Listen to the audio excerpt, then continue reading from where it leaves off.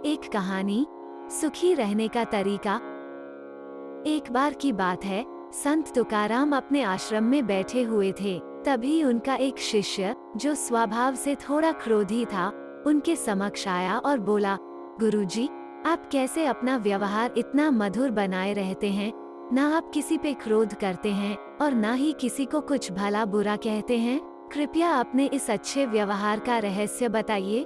संत बोले, मुझे अपने रहस्य के बारे में तो नहीं पता, पर मैं तुम्हारा रहस्य जानता हूँ। मेरा रहस्य? वो क्या है गुरुजी? शिष्य ने आश्चर्य से पूछा। तुम अगले एक हफ्ते में मरने वाले हो। संत तुकाराम दुखी होते हुए बोले। कोई और कहता तो शिष्य ये बात मजाक में टाल सकता था, पर स्वयं संत तुकाराम के मुख से निकली बात को कोई कैसे काट सकता था? शिष्य उदास हो गया और गुरु का आशीर्वाद ले वहाँ से चला गया। उस समय से शिष्य का स्वभाव बिल्कुल बदल सा गया। वो हर किसी से प्रेम से मिलता और कभी किसी पे क्रोध न करता। अपना ज्यादातर समय ध्यान और पूजा में लगाता।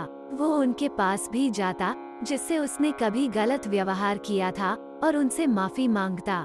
देखते देखते संत की भविष्यवाणी को 1 हफ्ते पूरे होने को आए।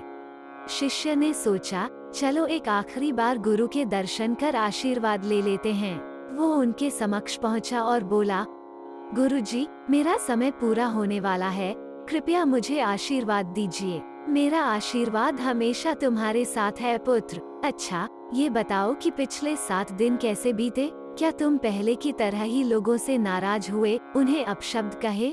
संत तुकाराम ने प्रश्न किया। नहीं नहीं, बिल्कुल नहीं। मेरे पास जीने के लिए सिर्फ 7 दिन थे। मैं इसे बेकार की बातों में कैसे गंवा सकता था?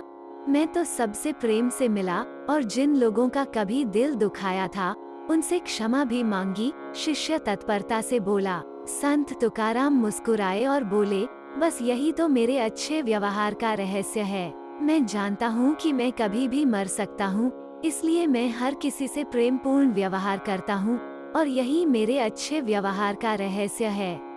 शिष्य समझ गया कि संत तुकाराम ने उसे जीवन का यह पाठ पढ़ाने के लिए ही मृत्यु का भय दिखाया था।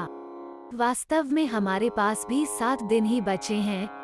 रवि, सोम, मंगल, बुध, गुरु, शुक्र और शनि, 8वां दिन तो बना ही नहीं है।